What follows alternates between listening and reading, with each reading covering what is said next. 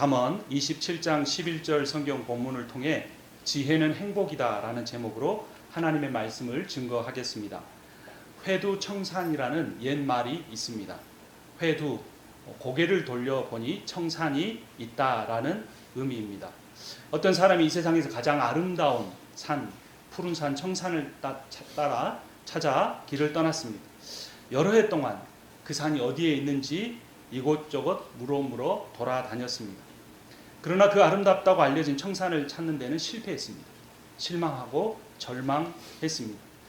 그래서 아주 평범해 보이는 한 산의 나무 아래서 모든 것을 포기하고 낙담하여 깊은 잠에 빠져들었습니다. 잠시 후 눈을 떴습니다. 그리고 고개를 돌려 자신이 잠을 잤던 산을 보고서 소스라치게 놀랐습니다. 자신이 그렇게 찾아 헤매던 세상에서 가장 아름다운 푸른 산이 바로 자신의 뒤에 있었던 것입니다. 더 놀라운 것은 그 아름다운 청산은 자기가 몇 년 전에 지나갔던 바로 그 산이었습니다. 이 옛 이야기는 행복이란 멀리에 있지 않고 가까운 데 있다는 교훈을 줍니다.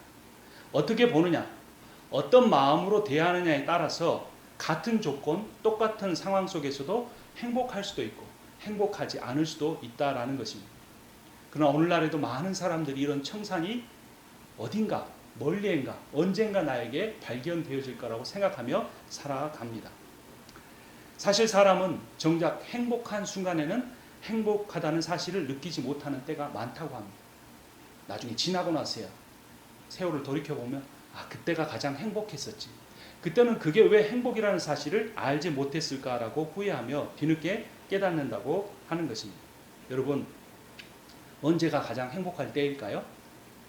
한번 고백해 보겠습니다. 내 인생에 가장 행복한 순간은 바로 지금 이 순간이다. 여러분, 그게 사실이 믿어지세요? 지금 이 순간이 가장 행복하다는 겁니다. 왜 그렇습니까? 우리가 공동체로 모였죠. 그리고 우리가 살아계신 하나님 앞에 예배하고 있죠. 또 하나님의 지혜의 말씀을 듣고 있습니다. 지금 이 순간 여기에서 나는 가장 행복한 사람입니다. 과거를 돌이켜보며 후회하며 시간을 보내지 마십시오. 아직 오지 않은 미래를 미리 바라보며 염려하지 마십시오. 지금 이 순간을 행복하게 누릴 수 있어야 합니다. 물론 모든 사람에게는, 또 여러분에게는 자신만이 겪는 아픔이 있습니다. 고난이 있습니다. 염려가 있을 수밖에 없습니다. 누가 봐도 힘들 수밖에 없어 라고 인정할 수밖에 없는 그런 어려운 형편에 여러분들이 있을 수 있습니다. 어느 누구도 해결해 줄 수 없는 고민을 나만 품고 살아가는 그런 분들도 있을 것입니다. 하지만 여러분 꼭 기억해야 합니다. 행복이란 외부 조건에 의해서 결정되는 것이 아닙니다. 오늘 말씀을 통해 이 사실을 깨달아야 합니다. 행복이란 자기 스스로 결정하는 겁니다. 내가 마음을 어떻게 먹느냐, 내가 잠자고 살아가는 이 산이 어떤 산이냐를 발견하는 데 있다라는 겁니다. 그러니까 행복은 느끼는 능력만큼 누릴 수 있습니다. 여러분, 유머 감각이 있죠. 유머 감각처럼 행복 감각이 있다고 합니다. 유머도 처음 할 때는 아재 개그 한다고 썰렁하다고 할 수 있습니다. 근데 자꾸 하다 보면 이 유머 감각이 늘어날 수 있는 거죠. 행복 감각도 마찬가지라는 겁니다. 내가 행복하다고 느끼고 행복을 누리려고 하고 현재의 삶이 행복하다고 생각할 때 행복 감각의 능력이 늘어날 수 있다라는 겁니다. 그러면 어떻게 하면 행복해질 수 있을까? 어떻게 하면 행복 감각이 늘어날 수 있을까? 우리가 하나님의 말씀을 통해 보도록 하겠습니다. 오늘 본문 잠언 27장 11절 말씀 다시 한번 함께 읽겠습니다. 내 아이들아, 지혜를 깨우치고 나의 마음을 기쁘게 하여라. 그러면 나를 비방하는 사람에게 내가 대답할 수 있겠다. 지혜를 깨우치는 것이 마음을 기쁘게 하는 것, 즐겁게 사는 것, 행복과 관련이 있다라는 겁니다. 여기에 기쁘게 하여라 라고 번역된 히브리어 샤마흐는 쾌활, 유쾌, 즐거움, 행복이라는 의미를 갖습니다. 인생은 행복을 추구하는 겁니다. 전도서 6장 6절에 이렇게 말합니다. 그가 비록 천년의 갑절을 산다 할지라도 행복을 보지 못하면 마침내 다 한 곳으로 돌아가는 것뿐이 아니냐. 이 행복, 이 즐거움으로 번역된 이 전도서 6장 6절의 히브리어는 토부입니다. 창세기 1장 31절을 보면 이 토부가 사용된 용례를 볼 수 있는데요. 하나님이 손수 만드신 모든 것을 보시기에 참 좋았다라는, 여기서 참 좋았다라고 하는 이 좋다라는 단어가 토부이고, 이 좋다라는 의미가 행복, 즐거움이라는 의미로 번역이 된다는 겁니다. 그러니까 하나님께서 우리를 창조하시고 정말 행복하셨던 겁니다. 하나님께서 우리를 창조하시고 정말 즐거우셨다라는 겁니다. 그런데 우리를 창조하신 하나님만 행복하신 것이 아닙니다. 그런 하나님에 의해 창조되고 그 하나님의 아들 예수 그리스도로 말미암아 구원을 받은 우리들도 행복합니다. 신명기 33장 29절에 이렇게 말합니다. 이스라엘이여 너는 행복한 사람이로다. 여호와의 구원을 너같이 얻은 백성이 누구냐? 그는 너를 돕는 방패시요 내 영광의 칼이시로다. 내 대적이 내게 복종하리니 내가 그들의 높은 곳을 밟으리로다. 여러분, 우리는 하나님의 구원을 받은 사람들입니다. 그래서 하나님의 구원을 받은 우리들이야말로 이 온 우주 가운데 가장 행복한 사람들입니다. 이제 토부가 행복이라는 단어의 근원이라는 걸 우리가 배웠죠. 이 하나님이 주신 이 복입니다. 그런데 이 구약 성경을 보면 또 두 가지로 행복이라는 단어가 복이라는 단어가 번역이 됩니다. 하나는 바라크이고 하나는 아쉬에르입니다. 먼저 바라크는 주로 신체적인 복, 물질적인 복을 의미합니다. 창세기 12장 2절을 보면 이렇게 말씀합니다. 내가 너로 큰 민족이 되게 하고 너에게 복을 주어 내가 크게 이름을 떨치게 하겠다. 너는 복의 근원이 될 것이다. 또한 창세기 1장 22절은 이렇게 말합니다. 하나님이 이것들에게 복을 베푸시면서 말씀하시기를 생육하고 번성하여 여러 바닷물에 충만하여라 라고 말합니다. 하나님이 모든 피조물에게 주신 그 복이 바라크이고 또 아브라함을 특별히 열방 가운데서 택해서 주신 그 복을 바라크라고 할 수 있는 것입니다. 몸을 통하여 누리는 복, 이것이 바라크입니다. 한 심리학 교수가 한 강의입니다. 행복은 다들 마음에 있다고 하는데 행복은 마음에만 있는 것이 아니라 행복은 몸에 있습니다 라고 말합니다. 마음만 아니라 몸과 환경과 공간도 매우 중요하다는 겁니다. 특별히 그리스도인들이 그렇게 생각합니다. 행복이란 마음속에 있어 라고 하면서 마음을 애써 다스려 보려고 하는데 잘 안 되는 겁니다. 그러면서 운동도 하지 않고 몸을 사용하지도 않으면서 마음만 다스리려고 하니까 그 제어가 잘 되지 않는 것입니다. 마음의 상태는 몸으로 드러나지만 몸의 상태가 마음에 영향을 깊게 미칩니다. 강의를 한 예로 들었습니다. 어떤 강의를 들을 때 공감이 되면 어떻게 합니까? 고개를 끄덕끄덕 하죠. 그런데 한 실험을 했습니다. 이 심리학 교수님이 강의를 듣는 내내 학생들에게 고개를 끄덕끄덕 하면서 듣게 했습니다.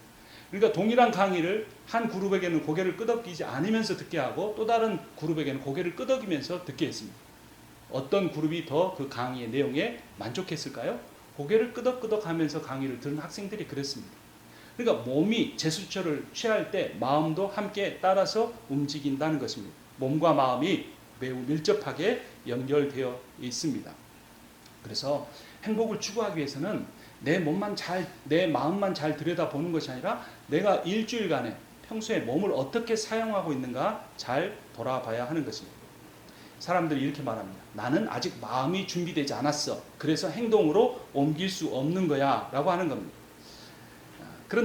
그래서 being good이 되어야, 내가 좋은 존재가 되어야 doing good, 좋은 삶을 살 수 있다고 생각합니다. 근데 이 심리학과 교수는 그 전공 그대로 마음을 이해하는 교수인데 몸을 잘 사용할 때 마음이 따라온다고 강조합니다. 바로 행동함으로써 바른 존재가 된다는 겁니다. 아직 마음은 따라오지 못했습니다. 하지만 내가 말씀을 듣고 결단해서 그대로 행동해 볼 때 마음도 따라올 수 있다는 것입니다. 아주 큰 일, 대단한 일이 아니라 매일 데일리 라이프에서, 일상생활에서 아주 작은 일을 내가 실천해 볼 때 그것이 우리의 마음에도 영향을 미치고 결국 내가 행복할 수 있게 된다는 겁니다. 여러분, 행복하기 위해서 대단한 일을 생각하지 마십시오. 뭔가 특별한 일을 해야 한다고 생각하지 마십시오. 아주 작은 일을 내가 한번 실천해 볼 때 그 일이 커지고 커져서 내 마음의 행복의 상태로 들어갈 수 있습니다. 이것이 바라크의 복, 즉 몸을 통한 신체적인 또 물질적인 복과 관련된 겁니다. 두 번째는 아시에르의 행복이 있습니다. 이 아시에르란 단어는 주로 정신적인, 영적인 복에 관해서 말합니다. 시편 1편 1절이 대표적입니다. 복 있는 사람은 악인의 꾀를 따르지 아니하며 죄인의 길에 서지 아니하며 오만한 자의 자리에 앉지 아니하며 오로지 주님의 율법을 즐거워하여 밤낮으로 율법을 묵상하는 사람이다. 그는 시냇가에 심은 나무가 철 따라 열매를 맺으며 그 잎이 시들지 아니함 같으니 하는 일마다 잘 될 것이다. 마음에서 출발해서 모든 일이 잘 된 겁니다. 근데 그 마음을 다스리는데 여호와의 율법이 가장 큰 영향을 미쳤습니다. 이 구약 성경의 아슈에르라고 하는 히브리어는 신약 성경에서 마타리오스라고 사용이 됐습니다. 70인경에서 그렇게 주로 사용이 됩니다. 대표적인 구절이 마태복음 5장 3절, 우리가 잘 아는 예수님의 산상수훈의 팔복의 말씀입니다. 마음이 가난한 자는 복이 있다. 하늘나라가 그들의 것이다 입니다. 마음이 가난해진다라는 것이 어떤 의미일까요? 이것은 상처 입는다는 의미이기도 합니다. 내가 인생을 살면서 평생 외롭고 힘든데 의지할 사람이 단 한 명도 없다는 겁니다. 다른 사람은 저렇게 의지할 사람도 있는데, 다른 사람은 저렇게 위로도 받는데, 다른 사람은 저렇게 환경이 좋은데 왜 나는 힘들까? 마음이 낮아지고 더 이상 어떻게 할 수 없는 상태가 된 사람을 마음이 가난하다고 표현합니다. 성경은 놀랍게도 그런 가난한 마음, 상처 입은 마음, 힘든 마음, 외로운 마음을 가진 사람에게 복이 있다고 말합니다. 문제는 그 마음이 가난한 상태에서 내가 인간적으로 그것을 해결하려고 하거나 원망하지 않고 그 모든 상황을 주님께 맡기는 겁니다. 그럴 때 그 마음이 가난한 사람이 주님이 주시는 마타리오스의 복, 심령의 평안을 누릴 수 있는 것입니다. 잠언 29장 말씀, 우리 다음 장이니까 우리 찾아서 한번 읽어보죠. 잠언 29장 6절 말씀 제가 먼저 읽겠습니다. 악인이 범죄하는 것은 그 자신에게 올무를 씌우는 것이지만 의인은 노래하며 즐거워한다. 11절 같이 읽겠습니다. 미련한 사람은 화를 있는 대로 다 내지만 지혜로운 사람은 화가 나도 참는다. 마지막 22절 말씀도 같이 읽습니다. 화를 잘 내는 사람은 다툼을 일으키고 성내기를 잘하는 사람은 죄를 많이 짓는다. 화를 왜 낼까요? 그만큼 억울한 일을 많이 당했기 때문입니다. 왜 쉽게 분노할까요? 누군가에게 그런 분노를 겪으면서 당하면서 살았기 때문입니다. 일이 잘 풀리지 않기 때문입니다. 화병이 쌓일 수밖에 없는 것입니다. 그런데 그런 상황 가운데서 우리가 읽은 잠언 29장 6절은 그런 상황에서 악인은 자기 자신에게 마음에 올무를 씌워서 범죄까지 나아갑니다. 그러나 그런 상황 속에서도 의인은 하나님을 믿는 사람은 노래를 부르며 즐거워할 수 있다라는 겁니다. 손해를 볼 때 힘들죠. 억울한 일을 겪을 때 마음에 상처를 입죠. 내가 불공평한 대우를 받는다고 할 때 그 나에게 불공평하게 대한 사람, 그 사람에게만 아니라 그런 환경을 주신 하나님에 대해서도 원망하는 마음이 생기기도 합니다. 그런데 이렇게 마음이 이런 원망으로 가득 차게 되면 인생 자체가 불행해질 수 있다라는 것입니다. 원망에서 부정적인 에너지가 나와서 자기 자신과 주변에 있는 사람들까지 힘들게 만드는 것입니다. 그래서 어떻게 해야 할까요? 주변의 사람과 주변의 환경에 대해서 정말 객관적으로 볼 때는 힘든 사람이지만 정말로 내가 객관적으로 볼 때는 정말 힘들 수밖에 없는 형편이지만 의도적으로 감사의 표현을 해보십시오. 그런 환경 속에서 하나님만 의지하고 내가 만족한다고 고백해 보십시오. 잠언 27장 오늘 본문입니다. 20절 말씀 우리 한번 같이 읽도록 하겠습니다. 수월과 아바도는 만족함이 없고 사람의 눈도 만족함이 없느니라.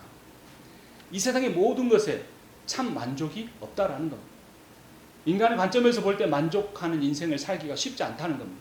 그러니까 내가 객관적으로 어려운 형편에 있기 때문이 아니라 내가 그것만 있으면 행복할 수 있다고 하는 그 조건을 내가 갖추어도 결코 행복할 수 없고 만족할 수 없다는 겁니다. 그것은 실제입니다. 저는 정말 목회하면서 많은 사람들을 만나봤습니다. 한국의 서울에서 강남 한복판에 가장 부유한 사람들도 만났습니다. 그들에게는 우리에게 없는 또 다른 불평이 있고 불만이 있고 원망이 있습니다. 그 자리에 올라가기까지 더 많은 상처를 받았던 것입니다. 인생의 행복은 조건이나 환경이나 주변 사람에게 달려있는 것이 아닙니다. 내 마음 먹기에 달려 있습니다. 상대가 부족한 것이 아니고 내 눈이 가치 기준이 높은 것 뿐입니다. 자신을 예수 그리스도의 십자가 앞에 단 한 번이라도 정직하게 세워본 사람은 자신의 배우자나 자신의 자녀에 대해서 감사할 수 있습니다. 다른 사람이 강요할 수 없지만 자기 자신은 그렇게 감사할 수 있다는 것입니다. 빌립보서 4장 11절에서 사도 바울이 이런 고백을 합니다. 내가 궁핍함으로 말하는 것이 아닙니다. 어떠한 형편에서든지 나는 자족하기를 배웠습니다. 나는 비천에 처할 줄도 알고 풍부에 처할 줄도 알아. 모든 일, 곧 배부름과 배고픔과 풍부와 궁핍에도 처할 줄 아는 일체의 비결을 배웠습니다. 내게 능력 주시는 자 안에서 내가 모든 것을 할 수 있습니다. 우리는 이 말씀을 이렇게 생각합니다. 내가 기도하면 예수 그리스도 안에 있으면 모든 것을 할 수 있다. 그런데 이 말씀은 그런 의미가 아니었습니다. 내가 배부를 때만 모든 일을 할 수 있는 것이 아니라 배고플 때도 모든 일을 할 수 있다는 겁니다. 풍부할 때만 아니라 궁핍할 때도 나를 아껴주고 나를 사랑해주고 나를 지지하는 사람들에게 둘러싸였을 때만 아니라 나를 비판하고 나를 힘들게 하는 사람들 가운데 처해 있다고 할지라도 내가 예수 그리스도 안에 있으면 내가 자족할 수 있고 기뻐할 수 있고 감사할 수 있고 행복한 삶을 살 수 있습니다. 여러분의 삶이 얼마나 힘든지 제가 어느 정도는 압니다. 그래서 기도하고 있습니다. 하지만 인간이 안들 얼마나 알겠습니까? 그런데 오늘 말씀을 부족한 저를 통하여 전하시는 하나님, 성령 하나님은 여러분의 마음에 깊숙한 모든 것을 다 알고 있습니다. 아니, 여러분들이 알고 있다고 하는 자기 자신의 어려움보다 내가 깨닫지 못하고 있는 그 부분까지 성령 하나님께서는 깊이 알고 계십니다. 한 아이의 간증의 내용입니다. 초등학교 4학년 때 이미 죽음을 생각했습니다. 아버지의 가정폭력이 가장 큰 원인이었습니다. 아버지도 할아버지의 폭력 아래에서 자랐습니다. 결국 아버지가 동네에서 가장 유명한 건달이 되었습니다. 아버지가 하는 일마다 잘 안 됐습니다. 동생까지 일찍 병으로 세상을 떠났습니다. 아버지는 그 모든 화를 할아버지에게서 받고 자기 일이 안 되고 아들 중에 하나가 죽은 그 화를 남아있는 아들에게 쏟아 부었습니다. 초등학교 1학년 때부터 하루에 5시간 이상 매를 맞은 날이 많았습니다. 2학년 때는 아버지께 맞아 기절한 때도 있었습니다. 구타를 당할 때마다 아프고 괴로웠습니다. 내적 우울감이 계속해서 쌓였습니다. 아버지에게 맞고 나면 항상 골방 구석에 들어가서 하루 종일 앉아 있었습니다. 어느 날 이런 환상을 봤습니다. 뱀이 기어다니다가 자기 몸을 타오릅니다. 그리고 온몸을 칭칭 감아 꽉 무는 그런 생생한 체험이었습니다. 그때마다 그런 체험을 할 때마다 그는 경련을 하고 거품을 물고 쓰러졌습니다. 10분에서 30분까지도 발작을 했습니다. 그런데 아버지가 그런 발작을 하는 자신을 보면서 너 오늘 또 쇼하는구나 이렇게 말했습니다. 그럴 때마다 발작을 하면서도 분노가 차올랐습니다. 내가 어른이 되면 저 인간을 가만두지 않겠다. 그 아버지는 화가 나면 부엌칼을 가지고 와서 그 아이의 옷을 다 찢어버리고 한겨울에 밖으로 내쫓기도 했습니다. 그렇게 밖에 쫓겨나 있을 때 지나가는 학교 친구들이 자신을 쳐다보기도 했습니다. 아버지를 어떻게 해보고 싶었지만 그런 아버지와 살아가는 어머니가 너무나 불쌍했습니다. 그래서 그 아이가 내린 결론은 자기가 죽어야 한다는 것이었습니다. 초등학교 3학년 때 집 옥상으로 올라갔습니다. 그곳에서 한참을 울었습니다. 몇 시간을 울었는지 잘 기억도 나지 않습니다. 갑자기 제정신이 들었습니다. 너무나 무서웠습니다. 그곳에서 뛰어내릴 용기가 도저히 나지 않았습니다. 5층 난간을 붙들고 서 있는 자기 모습이 너무나 비참하고 두려웠습니다. 사탄이 이렇게 말했습니다. 너는 죽을 용기도 없는 놈이야. 너는 실패한 인생이야. 그것을 다 인정하고 계단을 통해 내려왔습니다. 나쁜 친구들과 어울리게 됐습니다. 그러던 중에 음악이 자신의 인생의 탈출구가 됐습니다. 춤을 추기 시작했습니다. 댄스 그룹을 만들었습니다. 한 댄스 경연대에 나갔습니다. 그 댄스 경연대가 정말 유명해서 제2회 때 은상을 받은 사람이 H.O.T의 은혁이라고 하는 유명한 가수였습니다. 그 다음 경연에서 자기 댄스 그룹이 은상을 받게 되었습니다. 대전에서 5인조 그룹이 만들어졌습니다. 대형 기획사가 대전에 지사까지 만들어서 키웠습니다. 타도 H.O.T 하면서 열심히 춤추고 노래했습니다. 그러던 중에 기획사가 망하고 말았습니다. 아무런 희망이 없어졌습니다. 그래서 결국 군대에 자원 입대했습니다. 어느 날 군대에서 예배를 드리게 됐습니다. 그런데 예배 시간에 말씀이 하나도 들어오지 않았습니다. 찬양도 따라 부르지 않았습니다. 기도 시간이었습니다. 눈을 감고 고개를 숙이는데 갑자기 자신의 안에 중심에서 경이로운 진동이 느껴졌습니다. 그리고 하나님이 말씀하셨습니다. 광우야, 네 인생에 대해 내가 계획을 가지고 있다. 광우야, 내가 너를 사랑한다. 두려워하지 말고 내가 너를 위해 가진 그 계획을 위해서 살아가라. 광우야, 네가 이제까지 얼마나 힘든 인생을 살아왔는지 내가 안다. 라고 주님이 말씀하셨습니다. 그 이후로 여러 가지 말씀을 자기만이 알 수밖에 없는 그러한 내용들을 하나님이 말씀해 주셨습니다. 네가 남들에게 꺼내 보일 수 없는 너만의 슬픔, 너만의 고통, 네가 알지 못하는 것까지 나는 다 안다라고 주님이 말씀하셨습니다. 그 건달 아버지가 사실은 예수님을 믿고 교회 집사가 됐습니다. 근데 교회 집사가 된 후에도 자기에게 폭력을 그치지 않았습니다. 그래서 교회를 갈 때마다 나는 아버지에게 맞는 아들인데 그것을 말할 수도 없었습니다. 그래서 그 교회 안에는 참 신실한 그 교회 오빠들이 많았지만 자기같이 고등학교를 중퇴한 사람은 그 교회에 어울릴 수 없다고 생각했습니다. 그래서 하나님은 나 같은 것에는 관심이 없다. 하나님 나 같은 건 사랑하지 않으신다고 생각했습니다. 그런데 그날 하나님이 정확하게 가르쳐 주셨습니다. 내가 어느 누구보다도 너를 더 깊이 사랑한다고 말씀하셨습니다. 하나님이 존재하신다는 사실을 처음 느꼈습니다. 하나님이 나를 사랑하시고 내 인생에 계획을 갖고 계신다는 놀라운 그러한 사실을 깨닫게 되었습니다. 그리고 그날 이후로 군대를 제대할 때까지 단 하루도 새벽 기도를 빠지지 않았습니다. 100명이나 되는 그 군대에서 이 군악단인데 100명이나 되는 사람이 한 네모 안에 사는데 고참이 불러다가 너 교회 가면 죽는다고 날마다 두드려 패도 단 하루도 새벽 기도를 빠지지 않고 다녔습니다. 어느 날 어머니에게 전화가 왔습니다. 광우야, 교회에도 군대가 있니? 그 군대에도 전도사님이 있니? 네, 라고 말씀드렸습니다. 네가 그 교회 전도사가 될 것 같다. 그것은 말이 안 됐습니다. 왜냐하면 그 부대 안에 신학생이 2명이나 있었기 때문입니다. 고등학교를 중퇴한 그가 군대 전도사가 군종병이 될 리가 없었습니다. 그런데 어느 날 교회 집사님들이 군대 간부들인데 목사님에게 말했습니다. 교회 예배도 안 나오는 신학생들 군종병으로 뽑지 말고 저 날마다 새벽기도 때 나와가지고 그 기도하는 광우를 군종병으로 뽑읍시다. 결국 군종병이 됐습니다. 교회 관리를 다 했습니다. 교회 찬양팀도 만들었습니다. 막 춤추면서 찬양하는데 얼마나 교회가 즐거운 교회가 됐는지 모릅니다. 2등병 중에 신병들 중에 죽고 싶어하는 애들이 많았습니다. 그 아이들에게 자기 이야기를 털어놓기만 해도 다들 새로운 용기와 힘을 얻어서 갔습니다. 나중에 많은 병사들이 광우 병장님 덕분에 내가 군생활을 마칠 수 있었습니다라고 말했습니다. 그리고 나중에 제대를 하고 여러 우여곡절이 있었지만 결국 목사가 됐습니다. 그래서 한국교회 최초로 이전에는 워십 댄스란 말이 있었는데 CCD라는 말을 만들었습니다. Contemporary Church Dance. 그래서 댄스를 통해서 아이돌만 댄스를 추는 게 아니라 하나님 찬양하면서도 댄스할 수 있다고 해서 그것을 만든 목사가 되었습니다. 그래서 지금도 그 모든 상처를 이기고 춤추며 예배하고 춤추며 전도하는 유명한 목회자가 되었습니다. 이 장광 목사님은 자기 힘으로는 아버지를 용서할 수 없었습니다. 그렇지만 하나님을 만났을 때, 하나님의 사랑을 깨달았을 때 아버지를 용서할 수가 있었습니다. 그리고 나서야 평생 행복한 춤을 추며 목회하며 살 수 있게 된 것입니다. 여러분, 행복은 자기 안에서 나오는 겁니다.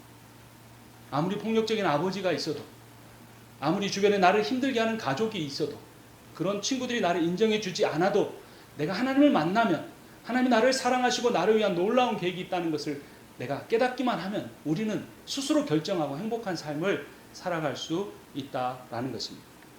몸을 위한 행복인 바라크와 마음을 위한 행복인 아시엘을 누리며 살려면 어떻게 해야 할까요?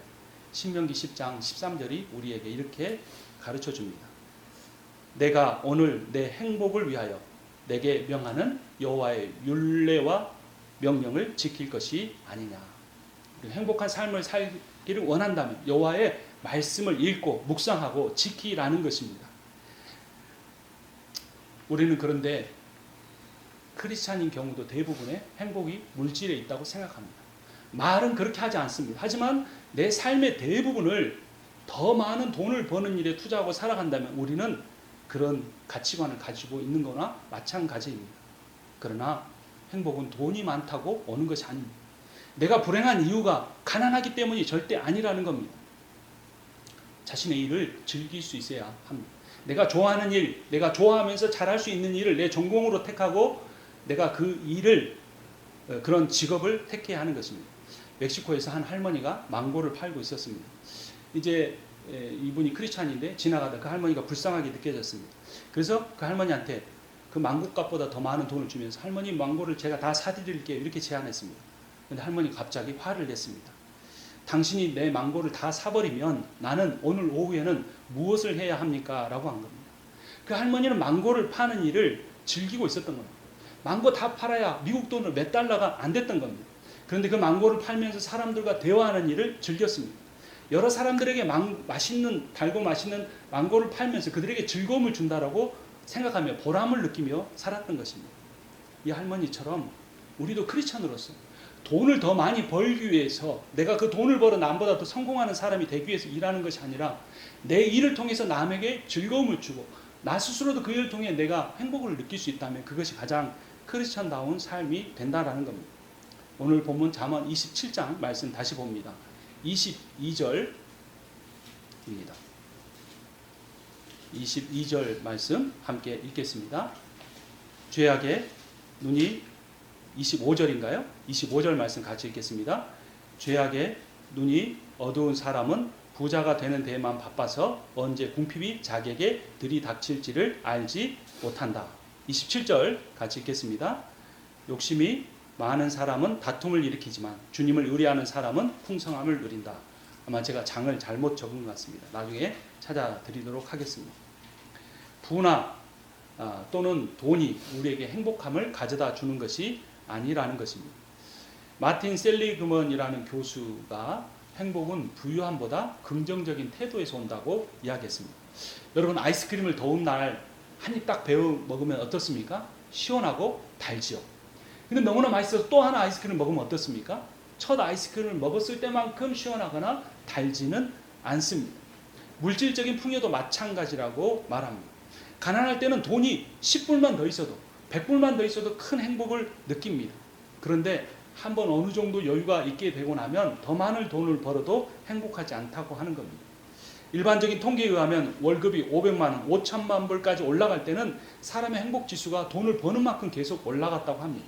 그런데 500만 원, 5천 불이 지난 후에는 그 기울기가 점점 낮아져서 나중에는 돈을 많이 벌어도 행복지수가 올라가지 않았다고 하는 겁니다. 또 다른 조사가 있습니다. 1930년부터 2020년대까지 행복지수를 조사했습니다. 그 행복지수를 부의 증가로 말미암는 구매력의 상승과 전쟁으로 인한 사망 그 비율과 함께 비교해 보았습니다. 그런데 이 전쟁 사망률이 아주 똑같이 낮아졌고 그와 반대 기울기로 행복지수가 그 구매력 지수는 반비례해서 올라갔습니다. 그런데 행복지수는 이 구매력 지수와 전쟁 사망률 지수가 교차하는 그 지점에서 기울기가 꺾이기 시작해서 더 이상 올라가지 않았다고 하는 것입니다. 결코 부자가 되는 것이 우리를 행복해 주는 일이 아니라는 것입니다. 이제 결론을 맺으려고 합니다. 모든 사람이 행복해지기를 원합니다. 오늘 여기 나와 예배드린 여러분들도 행복해지기를 원하실 것입니다.